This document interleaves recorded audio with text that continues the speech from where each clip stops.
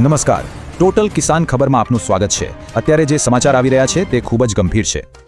જી હા, ઓક્ટોબરમાં બમણો વરસાદ આ કોઈ સામાન્ય હેડલાઇન નથી। આ છે કુદરતના પ્રકોપની એક ગંભીર ચેતવણી। ગુજરાત માટે આવનારા 48 કલાક અત્યંત ભારે રહેવાના છે। ચાલો ફટાફટ નજર નાખીએ આજના મુખ્ય સમાચાર ઉપર। સૌરાષ્ટ્રમાં 216 મિલીમીટર સુધીનો વરસાદ નોંધાયો। હવામાન વિભાગે ઓરેન્જ એલર્ટ જાહેર કર્યું। અંબાલાલ પટેલે કરી નવી આગાહી। ખેડૂતોના પાક પર તોળાઈ રહ્યું છે મોટું સંકટ અને રાજ્યના અનેક વિસ્તારોમાં પૂર જેવી સ્થિતિ સર્જાઈ છે। આ બધા જ સમાચારો વિશે આપણે વિગતવાર વાત કરીશું, પણ એ પહેલા અમારા કામને સપોર્ટ કરવા માટે આ વિડીયોને એક લાઇક જરૂરથી કરજો અને અમારી ચેનલ ટોટલ કિસાન ખબરને સબસ્ક્રાઇબ કરી લેજો। તો ચલો સૌથી પહેલા એ જ જાણીએ કે આ કમોસમી વરસાદનો કહેર સૌથી વધારે ક્યાં વર્તાયો છે। રાજ્યના કયા વિસ્તારો પાણીમાં ગરકાવ થઈ ગયા છે। સ્ક્રીન પર દેખાઈ રહેલો આ આંકડો જુઓ, 216 મિલીમીટર। આ કોઈ નાની સૂની વાત નથી। અમરેલીના રાજુલામાં ખાબકેલો આ વરસાદ પરિસ્થિતિ કેટલી ગંભીર છે એ સમજાવવા માટે પૂરતો છે। છેલ્લા 24 થી 48 કલાકમાં સૌરાષ્ટ્ર પર તો જાણે આભ જ ફાટ્યું છે। આ માત્ર આંકડા નથી, આ તબાહીના સંકેત છે।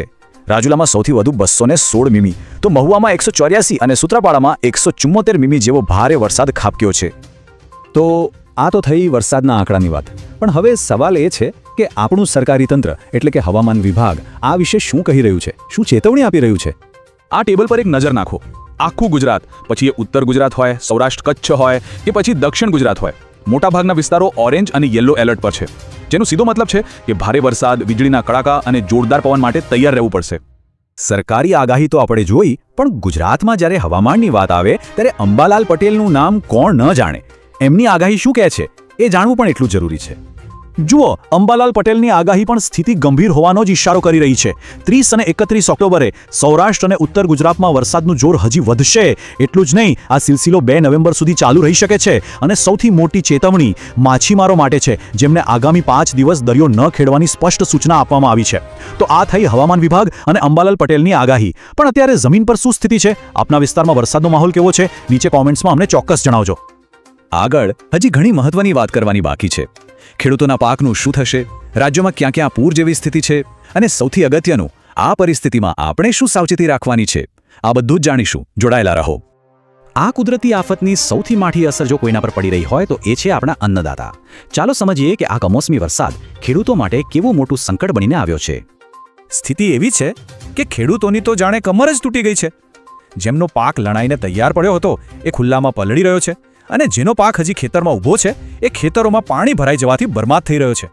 ખાસ કરીને કપાસ અને મગફળી જેવા રોકડિયા પાકો પર બહુ જ મોટો ખતરો છે। ખેડૂતોની વાત તો કરી, પણ આખા રાજ્યમાં પૂર અને પાણી ભરાવાની શું સ્થિતિ છે? ચાલો એના પર એક નજર કરીએ। એક વાત સમજવી બહુ જરૂરી છે, આ વર્ષે ચોમાસામાં જ ગુજરાતમાં સરેરાશ કરતા સવાયો વરસાદ એટલે કે 125% વરસાદ વરસી ચૂક્યો છે। મતલબ કે જમીન પાસે હવે પાણી શોષવાની ક્ષમતા જ નથી। એવામાં આ વધારાનો વરસાદ તો પડ્યા પર પાટું જેવો ઘાટ સર્જી રહ્યો છે। અને આની અસર એવું નથી કે ખાલી ગામડામાં જ છે। ગામડાઓમાં નદી નાળા છલકાઈ ગયા છે। બનાસ અને સાબરમતીના કાંઠે રહેતા લોકો માટે જોખમ છે, તો બીજી તરફ વલસાડ, અમદાવાદ, વડોદરા જેવા મોટા શહેરોના નીચાણવાળા વિસ્તારોમાં પાણી ભરાઈ જવાથી જનજીવન ઠપ થઈ ગયું છે। ઓકે, તો પરિસ્થિતિની ગંભીરતા આપણે બરાબર સમજી લીધી, પણ હવે સૌથી મોટો સવાલ, આ બધાની વચ્ચે આપણે શું ધ્યાન રાખવાનું છે? કઈ સાવચેતીઓ રાખવી પડશે? આ 4 વાતો ખાસ યાદ રાખજો। પહેલું, ખેડૂત ભાઈઓ કાપણી અને સિંચાઈનું કામ અત્યારે બિલકુલ રોકી દે। બીજું, કોઈ પણ સંજોગોમાં નીચાણવાળા વિસ્તારો કે નદી નાળા પાસે જવાનું ટાળો। ત્રીજું, ઘરની આસપાસ પાણીના નિકાલની જગ્યાઓ ખુલ્લી રાખો। અને ચોથું, પાણી ભરાયેલા વિસ્તારોમાં વીજળીના થાંભલા અને તારથી સાવધાન રહો। તો સવાલ એ જ છે કે આવનારા 48 કલાક ગુજરાત માટે રાહત લઈને આવશે કે પછી આ આફતને હજી વધુ વિકરાળ બનાવશે? આ સમયે ગુજરાતના ભવિષ્ય માટે કેટલું નિર્ણાયક સાબિત થશે એ તો આવનારો સમય જ બતાવશે। આવી જ સમયસર અને સાચી માહિતી મેળવવા માટે જો હજી સુધી ન કર્યું હોય તો વિડીયોને લાઇક કરજો અને અમારી ચેનલ ટોટલ કિસાન ખબરને સબસ્ક્રાઇબ કરવાનું બિલકુલ ભૂલશો નહીં। આ મુશ્કેલ સમયમાં સુરક્ષિત રહો, સાવચેત રહો। જય હિન્દ।